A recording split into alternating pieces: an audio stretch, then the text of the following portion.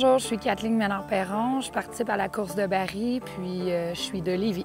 J'ai fait mes débuts dans la course de Barry quand j'avais 5 ans. Donc, chez nous, c'est vraiment un sport familial. Mon père en faisait, mes frères en ont fait. En fait, ce qui m'attire dans la course de Barry, c'est certain que c'est l'adrénaline du sport, parce que c'est quand même des moments hauts en adrénaline. Mais c'est aussi la relation avec mon animal. Ça devient un peu comme notre meilleur ami. Donc, c'est la personne qu'on passe le plus de temps avec. À tous les jours, on s'entraîne ensemble, on vit des moments, des émotions. Donc, on développe vraiment une relation intense entre notre cheval et nous. Pour faire la course de barils, ça doit être des athlètes. Premièrement, ils ont besoin d'avoir l'agilité pour tourner autour des barils, mais aussi une vitesse pour les lignes droites. Ça prend un cheval qui a quand même une tête froide, là, que nous, on appelle pour dire qu'on ne fait pas juste courir en ligne droite. En tant que cavalière, ce que ça prend comme compétence pour pouvoir faire la course de barils, c'est certain, un petit côté athlétique, on doit quand même garder la forme, mais c'est beaucoup aussi, oui, on pratique les exercices, la technique. Je pense que le mental, c'est vraiment important parce que c'est ce qui fait la différence rendue à la fin de ta préparation, ta nervosité. Et en fait, c'est ça qui fait tes réflexes puis tes gestes. Ce que je ressens quand je suis sur le dos de mon cheval, c'est vraiment comme une fierté parce que c'est beaucoup d'heures d'entraînement, beaucoup de temps.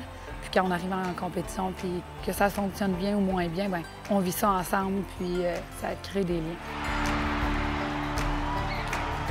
Le Seven Saddle a commencé il y a 6 ans. À la suite d'un voyage que j'ai fait au Brésil pour aller faire de la course de barils là-bas, j'avais eu cette opportunité-là. Puis petit à petit, quand je suis revenue, j'ai eu l'idée de partir ma propre compagnie avec mon nom. Je suis retournée là-bas pour pouvoir rencontrer une manufacture, puis tout a commencé comme ça par la suite. Puis c'est moi qui dessine tous les modèles des produits, tous les produits connexes. Les selles sont fabriquées au Brésil, puis sont distribuées au Canada, aux États-Unis, en Australie et en Europe. Puis on a sorti beaucoup de selles avec la légèreté, là. Donc, au lieu d'être des selles en cuir, c'est des selles en néoprène parce que la course de barils, ça joue au millième de seconde. Donc, le poids est vraiment important. Donc, au lieu d'avoir une selle de 30 livres, on a des selles de 12 livres, plus pour la performance. Pour trouver l'équilibre entre Seven Saddle puis la compétition, c'est quand même assez difficile parce que ma passion et mon travail sont liés. Donc, en même temps, c'est comme magnifique parce que je peux travailler de partout dans le monde puis de faire ma compétition, ce qui est un wow, ce qui n'est pas donné à tout le monde. Fait que ça, je l'apprécie énormément. En même temps, tu n'as jamais de pause parce que quand tu es dans ton hobby, tu as aussi ton travail. Mais je pense que c'est beaucoup plus positif, toute cette aventure-là. Je dirais que mes projets futurs en tant que cavalière, l'hiver, je continue à compétitionner aux États-Unis. Je suis déjà qualifiée pour les American encore cette année pour la semi-finale.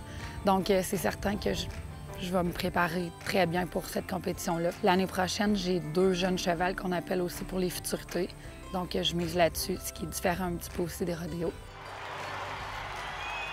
En fait, on en parle souvent là, entre amis, pourquoi Saint-Tite, c'est si spécial de compétitionner ici. Puis les gens, ils pensent qu'aller aux États-Unis, c'est comme plus wow. Mais il y a une ambiance ici à Saint-Tite qu'il n'y a pas à nulle part ailleurs. C'est vraiment, il y a comme une, je sais pas, une fébrilité quand on est en arrière qui se compare pas avec aucun rodéo aux États-Unis.